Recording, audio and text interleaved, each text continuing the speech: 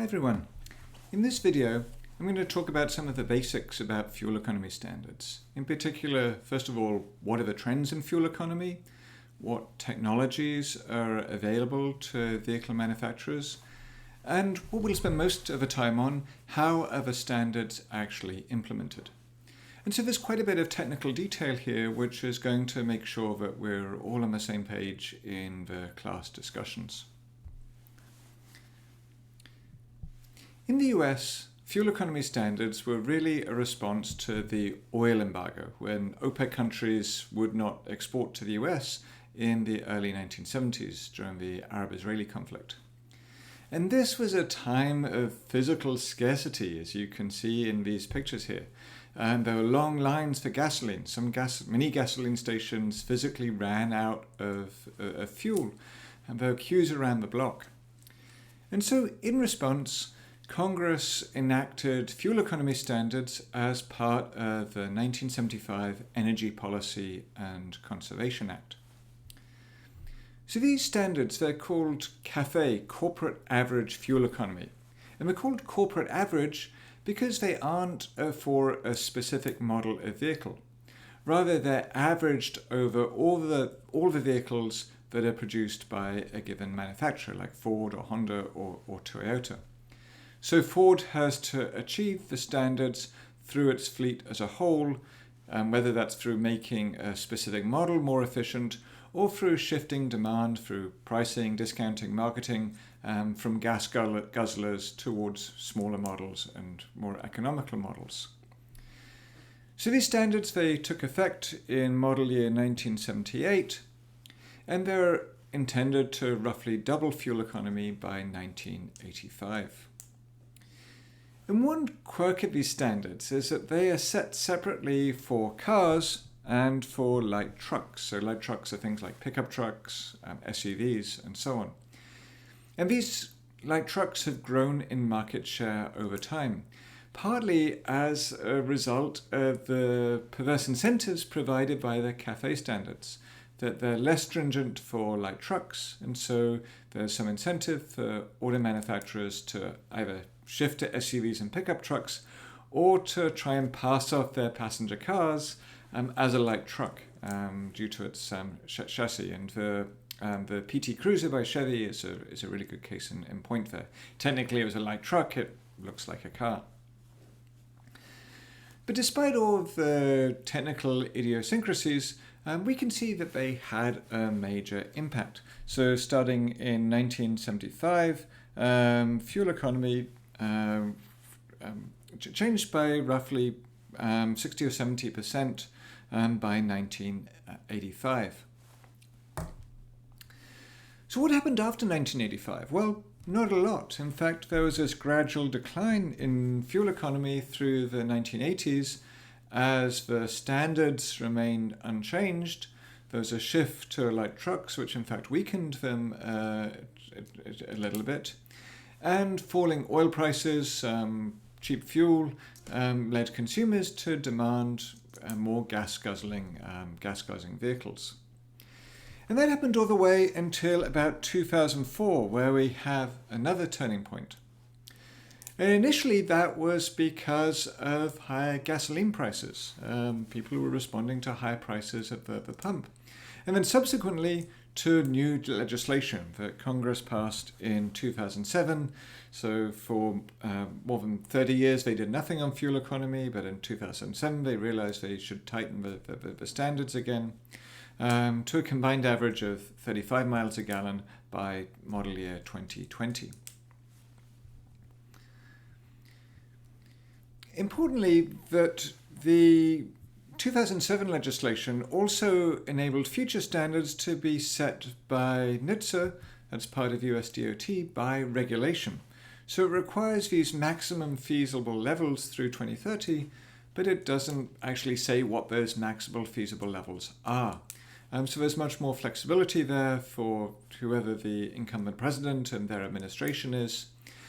And also gives them a chance, especially important since Massachusetts EPA, to harmonize the fuel economy standards with the greenhouse gas regulations that are produced by EPA. So how were these standards achieved? Well, technology was certainly part of it, more R&D in fuel-saving technologies. But that's only one of the ways in which automakers can actually hit the standard. And you see here the initial response after 1975 wasn't necessarily to bring on much new technology, rather it was to reduce the power and weight of new vehicles. And then throughout the 1980s and 1990s, when fuel economy was stagnant, it wasn't that R&D efforts had been abandoned, rather that the automakers chose to keep fuel economy more or less constant and then put those technological gains towards having more powerful and heavier cars. So it wasn't that technology stood still over this time, rather the vehicle manufacturers have a choice. Do we put those technological advances towards more economical vehicles, or do we put them towards more power and more weight? So we'll focus on the US here, but I want to emphasize this is not a uniquely United States policy. And in global comparison, standards have been strengthened in many countries over the years. And so we have the EU here that has, along with Japan and the US and Canada, have been setting fuel economy standards for the longest. And then more recently, we have China and India, Korea, Mexico, Brazil, who have also joined the group of countries that regulate the fuel economy. And these figures are for passenger cars, and we can see there's quite dramatic rises, particularly in Japan and the EU. A similar story for light trucks. While the standards are lower, the trends are very much the same. And these comparisons are done by the International Council on Clean Transportation, which is a kind of one-stop shop for converting different countries' test cycles and laws into something that is comparable in international terms. So I wanted to define some basic concepts and some basic terminology here.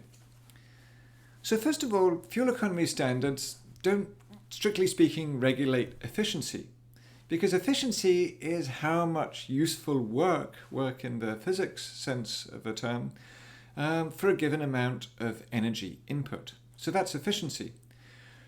Whereas the standards are regulating fuel economy, which is how many gallons you can, how many miles you can go on a gallon of fuel. And you could get a very inefficient car that is very economical. It's just economical because it's really small. But conversely, you could get an SUV or a pickup truck that gets a few miles per gallon because it's heavy, but it's efficient in terms of how the engine converts the fuel into useful work. Secondly, the standards regulate test fuel economy, which isn't the same as what you get on the road. Basically, the regulations do target the lab results from labs like we see in the picture here. This is EPA's lab, I believe. They put the car on a dynamometer and run a specific drive cycle. It's like a car treadmill, as you can see in the picture.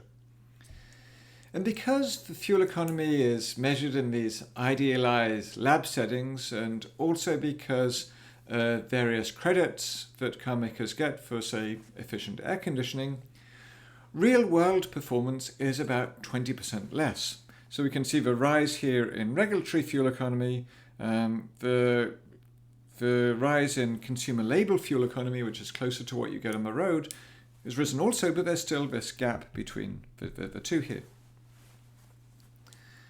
So you can't directly use the CAFE standards to calculate how much fuel the vehicle fleet will use in the real world. And some of these credits that car makers get are, some of them are reasonable, some of them are notorious. For example, for many years there was a credit for flex fuel vehicles that could run on 85% ethanol. And in practice, almost no one actually ran their flex fuel car on 85% ethanol. But because it was a pretty cheap way for car makers to bump up their MPG because of this credit, they went through it, even though it didn't lead to much, if any, gasoline consumption reductions in the world. So basically, make sure you distinguish between test and on-road fuel economy. And in about 2008, the EPA actually switched the labels that you see on cars for sale, so that's this consumer label fuel economy here, so that the labels are more reflective of the on-road values. So thirdly, while there's a standard, there's also an out for manufacturers. If they couldn't or didn't want to meet the standards, they could pay a penalty instead. And that was $55 per vehicle per miles per gallon for many years, and more recently it rose to $140 per miles per gallon per vehicle. So it's not a huge amount, but it does provide an incentive for car makers to meet the standard, but also particularly for smaller luxury car manufacturers like BMW, who'd have to change their whole business model to meet the targets, it provides them a way out. The fourth point I wanted to mention is that miles per gallon is non-linear in fuel savings, which means that it's hard to do the math in your head sometimes, to estimate the savings. And it's more useful in many ways to do what the Europeans do and measure litres per 100 kilometres or gallons per 100 miles. So why is this the case? Well, we see here that we have miles per gallon plotted against the gasoline used to go 10,000 miles. And if we go from 15 to 20 miles a gallon, we have quite a sharp reduction, right, in gasoline consumption. Whereas if we go from 50 to 55 miles a gallon, we have an almost negligible reduction in fuel consumption. So again, this is why Europeans talk in the reciprocal litres per 100 kilometres rather than kilometres per litre. Because the way that standards are presented means that people tend to underestimate the impacts of small improvements to inefficient cars. Not just members of the public for that matter. Some researchers have done studies at Transportation Research Board and other transportation conferences, and transport professionals make exactly the same mistake. So just to take an example, we could imagine an improvement that we go from 5 miles per gallon to 10 miles per gallon. Or we could go from 20 miles a gallon to 50 miles a gallon. So what do you think would be the biggest gain in fuel savings? So just pause the video, take a moment to see if you can figure that out. Well, let's see. Suppose you drive 100 miles. Then with a 5-mile gallon a car, you're going to use 20 gallons. 10-mile gallon a car, you're going to use 10 gallons. So you're going from 20 to 10 gallons. So you're saving 10 gallons of fuel. If you go from 20 to 50 miles a gallon, you're going from 5 gallons to 2 gallons. So percentage-wise, it's perhaps a bigger improvement, but in terms of gallons of gasoline saved and emissions of CO2, this first option is actually a much more significant change to the outcome. The first change, it saves much more fuel. So what I talked about until now really applies to the original CAFE, the original corporate average fuel economy standards. There were some significant changes enacted in the Obama era standards, which I want to mention now. And again, part of this was possible because the standards gave much room to US DOT and NHTSA to enact changes to the standards without going back to Congress for approval. They had more flexibility. So I mentioned that they harmonized the fuel economy and the greenhouse gas rules that EPA was required to adopt under the Clean Air Act. But the other big change was that they moved to a footprint base. So the footprint is the wheelbase times the track width. So it's this area here on a car. So you can see that the targets here are different for different footprints. So we have footprint here on the x-axis, and so for a small footprint car, that in 2025 you might have a target of or a standard of more than 60 miles a gallon. That's somewhere around just over 45 miles a gallon for a larger footprint vehicle. So the idea here, and in some ways it's a mixed blessing, was that they're trying to get the balance right between having stringent standards for all manufacturers and give both a way out for manufacturers who focused on larger vehicles. Politically speaking, that was particularly important because it was mainly US manufacturers who have a large wheelbase vehicles, companies like GM and Ford and Chrysler. Whereas Honda and Toyota, under the previous regulations, they really didn't have to do very much. They could meet the fuel economy standards because their fleet was skewed towards smaller, much more fuel-efficient vehicles. So the footprint-based standards were in a way to give incentives to make vehicles more efficient while holding the footprint fixed. And the downside of that, it didn't do much to encourage them to downsize or to encourage consumers to choose smaller cars over the bigger sedans or even pickup trucks or SUVs. So there's a mixed blessing here with the footprint-based standards. The other flexibility mechanism was trading. And so this is almost like cap and trade for fuel economy, but the market is limited to vehicle manufacturers. So just like cap and trade, the idea is that it achieves the outcome, the tons of CO2 at the lowest cost. With CAFE trading, the idea was that we could achieve a given outcome for the fleet in terms of fuel economy, but focus the reductions on manufacturers who had access to the best technology. And manufacturers who found it more expensive to meet the standards for one reason or another, that's perhaps because of their market segment or because of their technology, they could either, if they didn't want to or it was too expensive for them to achieve the standard themselves, they could buy credits from manufacturers who overachieved. And part of the rationale was not just to reduce the cost of the standards, but also to encourage manufacturers who are already there to over-comply. Again, before Honda and Toyota could just sit back and say, we don't really have to do anything to meet CAFE. Under the trading, they have an incentive. They can either bank the credits and save them for later in case they need them, or they can sell them to other firms. And it also provides this way out for companies that, because they're small or because they target a specific market, and they had trouble meeting the standards. Finally, I want to say a few words about the technologies here. And two key points. First of all, it's not just about hybrids and electric vehicles. There are many, many more kind of mundane technologies that planners might not get as excited about, that can have dramatic improvements in efficiency, particularly in combination. So on this left chart here, this is what car makers actually did between the model year 2010 and the model year 2015. So you see there's a dramatic increase in the adoption of technologies like variable valve timing, diesel injection, direct injection, GDI, continuously variable transmission, having transmissions with 6 or 7 speeds. So the point here, there's lots of options.